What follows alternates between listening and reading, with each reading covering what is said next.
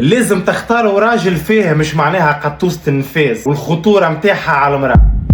في بالك اللي قطوسة النفاس تنجم تهبلك اذا تبدي مع الانسان الغير مناسب؟ يا غي علاش فما نساء تتبدل كومبليتمون بعد الولاده؟ نورمالمون المراه بعد الولاده تحب البيبي نتاعها محبه كبيره برشا وتحس بارتباط قوي برشا بصغيره، ملا في بالك اللي فما نساء كرهوا صغارهم، وفما نساء حسوا بفراغ كبير بعد الولاده وبستريس كبير برشا، وفي اغلب الاحيان السبب بيكون حاجه ما تخطرش على بالك جمله. ملا هاو باش نقول لك حاجه ما يقولها لك حد كان البوقي. برشا ناس يقول لك السبب الرئيسي تدهور الحالة النفسية والجسدية عند المرأة بعد ما تولد هي الهرمونات. صحيح هي الهرمونات عندها دخل كبير، اما اللي برشا نساء ما همش فاهمينه هي حاجة تبدأ تأثر في المرأة قبل حتى ما يبدأ يجيها الحس من أصله، والحاجة هذه هي شريك حياتها. يا غي اي نعم، الراجل اللي هي عايشة معاه. بريود الحبيلة هي واحدة من أكثر لي بريود اللي تبدأ فيهم المرأة سونسيبل فولنيرابل في حياتها الكل. بدانها يبدأ قاعد يتبدل، مخها قاعد يتبدل، جهازها العصبي يولي حساس على الآخر. وقتها المرأة ما تستحقش الحب كهو، وقتها المرأة تستحق الأمان العاطفي. يا غي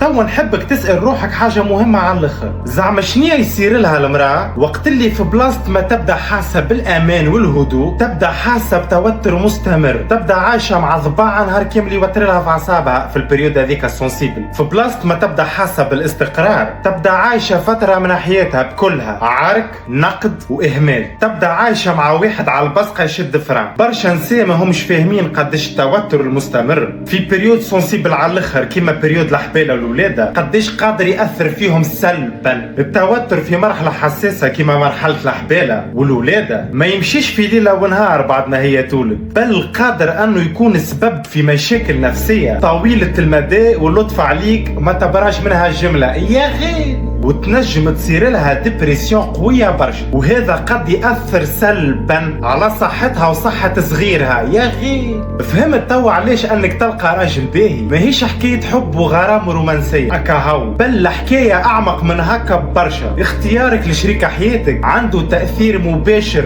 على صحتك. يا غي بل اختيارك لشريك حياتك هو واحد من اهم القرارات اللي باش تاخوهم في حياتك. الراجل الباهي ماهوش الراجل اللي يستحفظ لك على قلبك ومشاعرك كهو، بل يستحفظ على صحتك زاده، سيرتو في فترة من أهم الفترات في حياتك، الفترة اللي أنت عندك حياة كاملة قاعدة تتخلق في وسطك، فترة الحبالة والولادة. يا غي والعنف راهو كلمة في بالكش ماهوش جست عنف جسدي، بل فما رجال خايبين يعنفوك نفسيا من غير ما يخلي لك حتى تراس في بدنك، أما يخلي لك تراسات ما يتنحاوش في نفسيتك، يخلي لك مشاكل نفسية قد ما تداويش. يا غي ساعات يخلي لك سنوات من الاضطراب، ومن الجروح النفسية اللي يخليها لك ينجم يعقدك جملة، ويخلي لك مشاكل نفسية قد تقعد تتبع فيك بعد ما تتفارقوا بسنوات عديدة. راني خايفة عليكم لا تاخذوا واحد مجودر ما يسيسش عليك في مرحلة مهمة برشا، يتجودر عليك يقضي عليك جملة. دونك انتي كامرأة لازمك تعرف وقت اللي تجي تختار في الرجل المناسب مو جست هاك مضروبة فيه وكهو ولا هاو محلاه عجبني، لازمك تخمم مليح، شوفوا كيف يتعامل مع العباد، شوف راجل يعرف يسيس عن نساء. عليه الرسول صلى الله عليه وسلم قال رفقا بالقوارير. 1400 سنة التالي الرسول صلى الله عليه وسلم قال راه من نساء فراجيل سونسيبل، لازم نسيسو على المرأة. معناها كي تبدا تختار في شريك حياتك ابار انك تبدا تجس فيه مستقر ماديا ومستقر نفسيا، لازم تركز معاه كيفاش قاعد يتعامل مع النساء دايرين بيه، امه اخته جارته. لازمك تختار راجل فاهم اللي المرأة عندها هرمونات،